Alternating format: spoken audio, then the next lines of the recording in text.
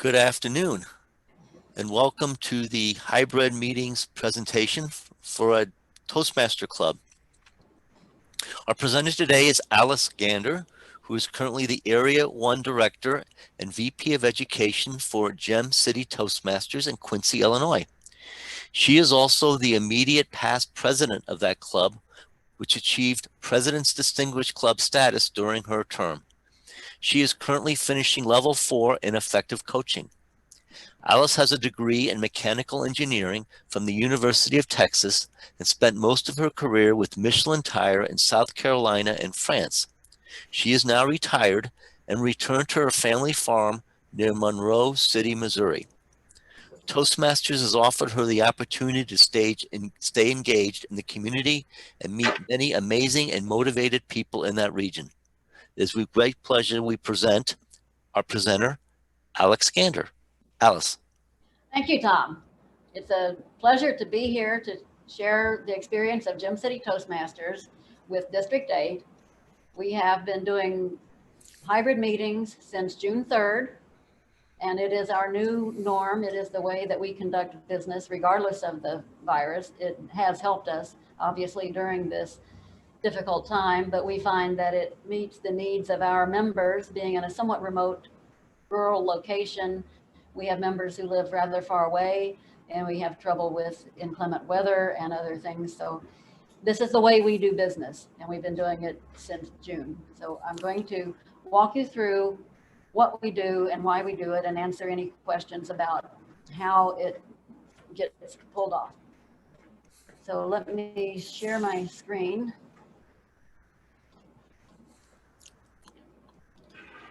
Oops.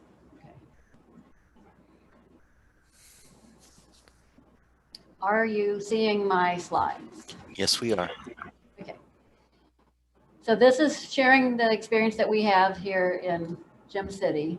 What is a hybrid meeting? That we use that term, meaning it's a blend of both in-person and remote attendees. So obviously before the virus, we pretty much all had totally in-person meetings. And then there was a period when we were in lockdown and we had only online meetings. Once we were able in Illinois to begin meeting in person again, then we went, starting in June, to the hybrid meeting. So we allow all of our members to choose which method is most convenient and comfortable for their needs. And we have in fact had a meeting where our table topics master was in Denmark because she was across the water visiting her family. So it allows people to stay involved in the meetings no matter where they are. The benefits are that we can still have in person for most members, but it accommodates the needs of all members. Obviously, the pandemic is what pushed us to this, but I would say it's a blessing in disguise in the sense that we now have a way, it forced us to develop a way of meeting that accommodates all sorts of needs. Certainly, we have some members who travel a lot and who are in other locations. They can still be involved in the club. We had several times last winter where it would have been very helpful to have hybrid meetings as a standard because it was impossible for people who needed to travel to Quincy from other locations to get here. And any situation for any reason that prevents in-person attendance, it still offers that possibility. So my purpose today, I think, is to try to help you understand what does it take to pull off a hybrid meeting. First thing is you need a physical room where some or most of your members are going to show up in person. And that room needs some form of Wi-Fi internet access. We meet in a church basement, and I was asked in the earlier session what level of broadband or how powerful the internet was. I don't know. I just know that it must be reasonably strong broadband. We are right here in downtown Quincy because we've had training sessions where we had a number of people with their laptops and we never had any lag time issues. But I can say on the other hand, where I live in rural Monroe City area, I can't even have myself on a Zoom call. I have to put my phone in the right window and cross my fingers and hope that I can use enough cell phone data. So you need good internet access, good enough to have a Zoom meeting. You also need either a Zoom or other web conferencing account. We had a member who already had her own Zoom account, and that's what we started with. And then I have my own account now, and since I knew I would be area director and so forth, so we are using for our club meetings my Zoom account, but you need some sort of Zoom account. And then you need some technology. And at a bare minimum, you need, because the challenge is to have some people in the room, some people online, and they need to see each other and they need to speak and hear each other. And so you need some technology that enables the people in the meeting room physically to see the people online and vice versa. So first thing we have is a webcam that is generally, we've already moved the lectern away.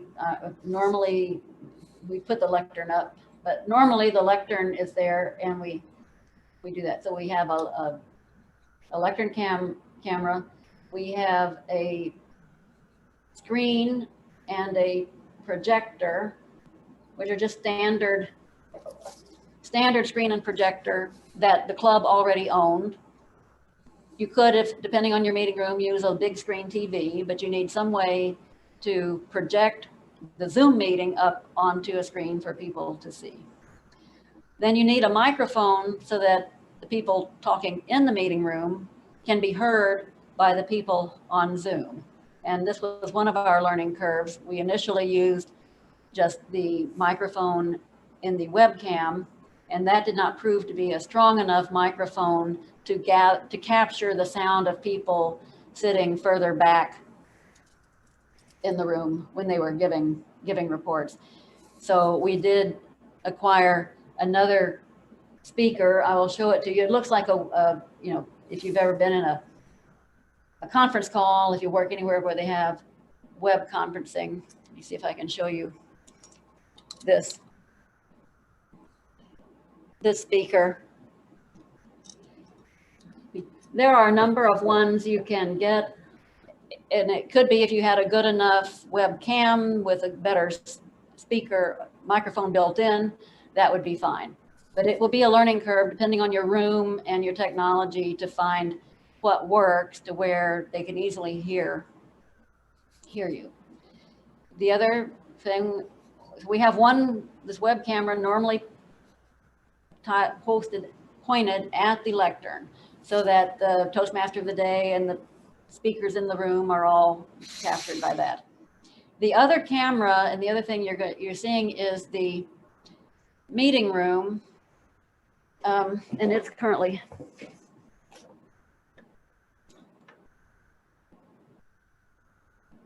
pointed the wrong way, I think. Close.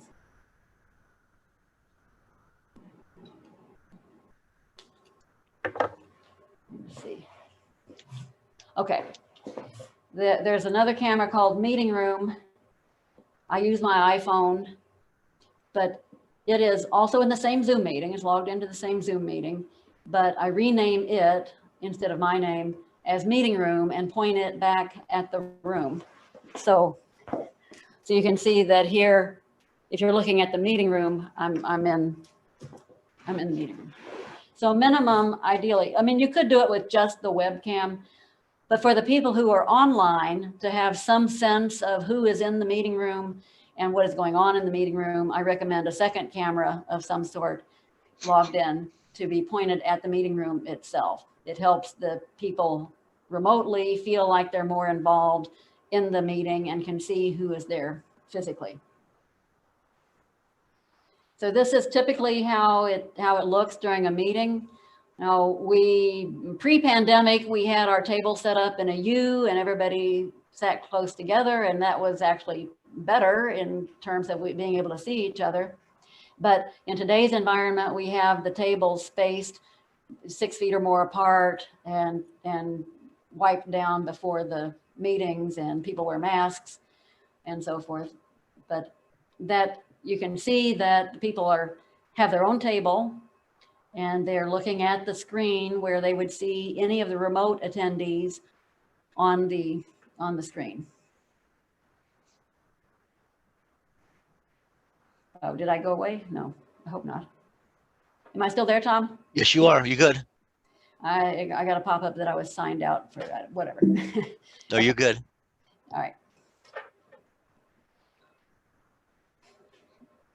So I just went through the fact that we have a laptop that drives the projector to show the screen.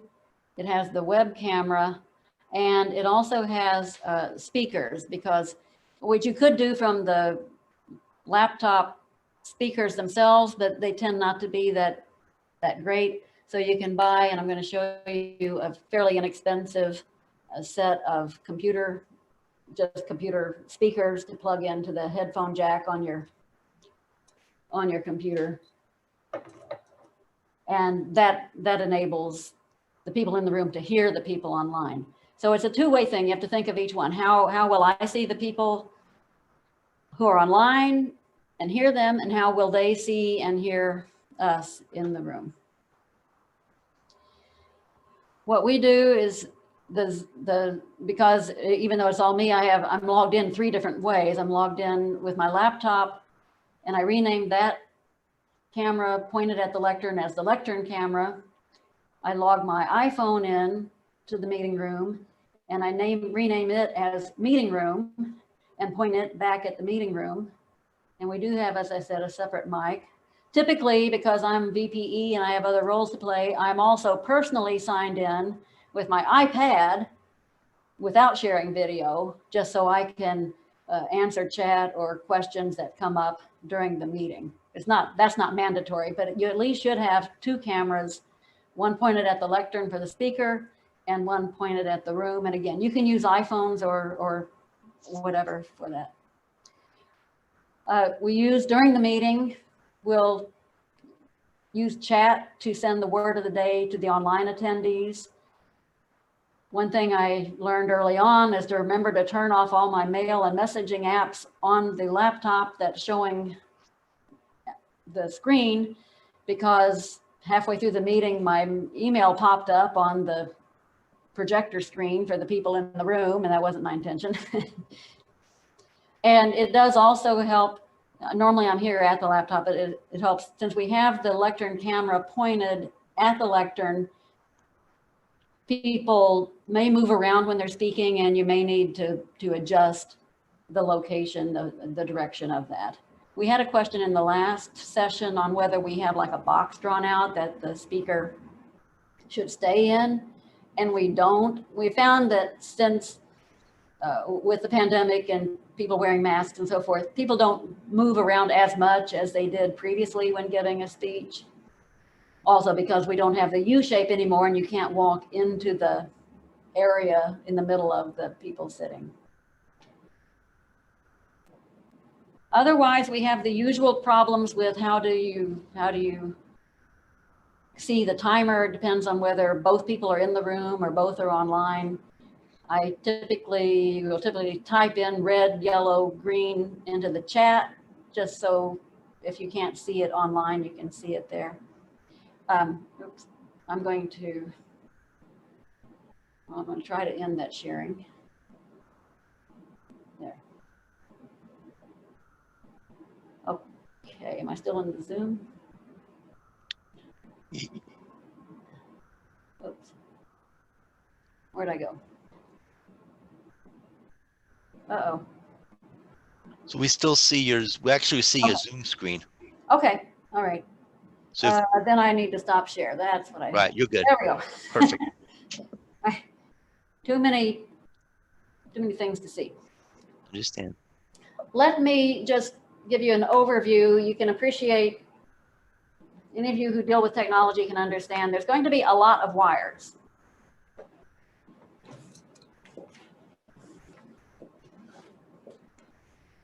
So we have the laptop, which is connected to a projector that's showing on the screen. We have the speakers connected to the computer, and we have this microphone capturing the general sound. You're actually hearing me from that microphone. The question came before, okay, two questions from the previous session that I'll answer. How long does it take to set up? At least 20 minutes.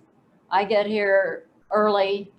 Normally we're using mine, but you need to allow at least 20 minutes and more the first time you try to do it, to check everything out. And how much does it cost? Typically, for the additional pieces of equipment that we bought, that the club has now, it's about $100. There was a webcam, the speakers for the laptop, and the extra microphone. That's primarily it. The rest is the projector and screen the club already owned. The Wi-Fi was already here. You know, I already had a Zoom account. I think almost all clubs probably have somebody who has a Zoom account that can be used. But the special equipment that you need to do a hybrid meeting is going to involve some webcam and microphone and speakers. They don't have to be terribly expensive. And often you may have somebody in the club who already has those and can bring them. In our case, I opted to buy and donate those to the club, and we keep them in a tub here at the church so that they're always here and I don't have to worry. And if I'm not here, we have at least 2 other people in the club who have laptops who can also run the meeting this way. So those are the questions I'm remembering from the last time. I'm open to any other questions. So you have one question. Have you tried placing the room mic on the flat surface of the lectern? Sitting in your meeting, I could hear the room participants better than the lectern speaker. Okay. Yeah, we can still play with that. That's good feedback. Literally. They were good feedback that you could not hear the people at the lectern, you're saying, as well. Correct. Does that just mean a longer cord? No, it would have been possible today. Our initial problem had been that they could hear the people at the lectern, but if anyone in the room itself was speaking, they couldn't hear them. So that's good feedback. We can move it slightly or put it up there. Okay. This new mic did make a big difference compared to the webcam we have. Has a tiny little microphone. And it was brought up that's actually a conference room mic. It's not just your standard mic. And so people understand that's the kind of mic they want. So another question, is your webcam separate or do you use the computer's camera? Oh, the webcam is separate. The webcam is separate. The computer, well, it would be hard to position the computer and follow. And use it at the same time. At the same time, yeah. And point it at the different things. So I'm trying to think how I can easily show you. Okay. If you look at, let me see, if you look at the participant called meeting room, I'm pointing the, if you look at the participant called meeting room, I'm showing you what our webcam is. Right. You have to go to gallery view and then look at the meeting room.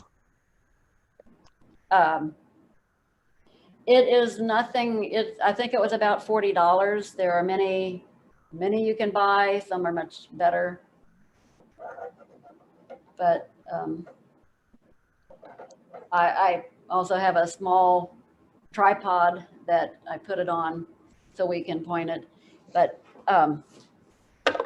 I do recommend a separate webcam that on a tripod or that in some way allows you to point it at the lectern and move it as the people move.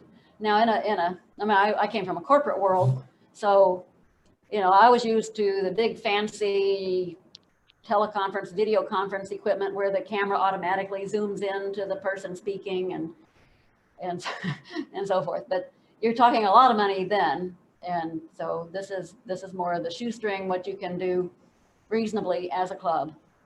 Right.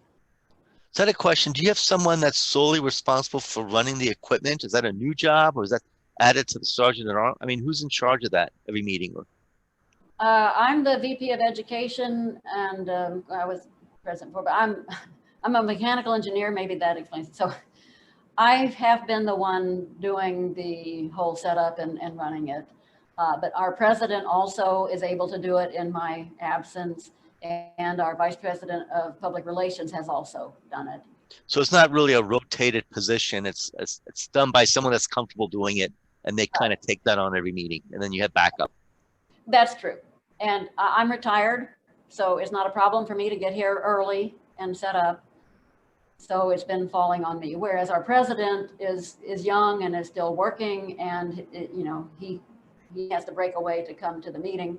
So you will need to find someone in the club who has both the time and the skill set to hook the wires up.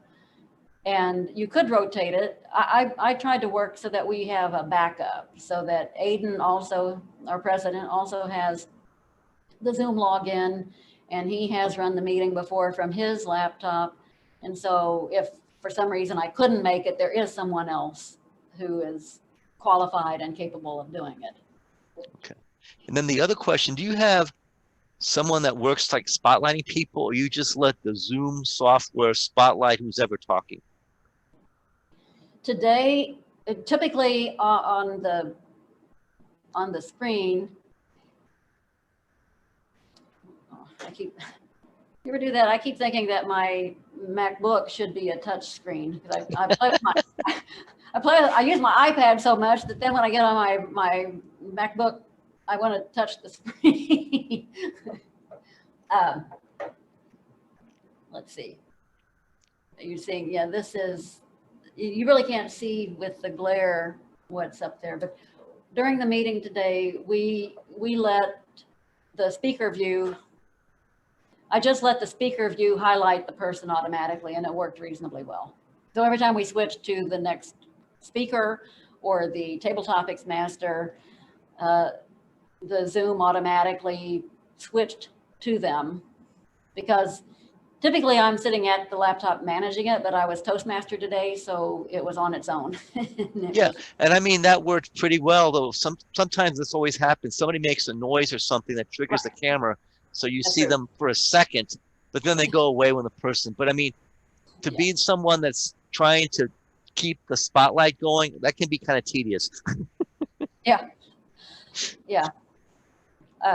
No, we just let it do its own thing today, and it worked. It worked reasonably well, because I was sitting over to the side as Toastmaster, so I could be available, and I could see that it was properly, when Sonita was doing table topics, it was switching back to her. It does work well, but you're right. Zoom can get distracted if somebody else makes a noise. And that's why sometimes people may not realize why all of a sudden they're seeing people. They made a noise. They made a noise, exactly. It triggered it. So just to let everybody know that we will have a recording of either one of these sessions on the website, and then she is going to do an SOP, standard operating procedures, so you could have it in writing. You know, another thing I know this makes a little more work, but maybe a diagram would be helpful too. Yes. Where everything is and what their title, and that would help too in terms of getting the education up. But that you can do that, and it takes a little time, but we'll get that. There's a virtual page on the district website, and I will add that to that so people can have that as a reference. But at this point, do we have any other questions for today?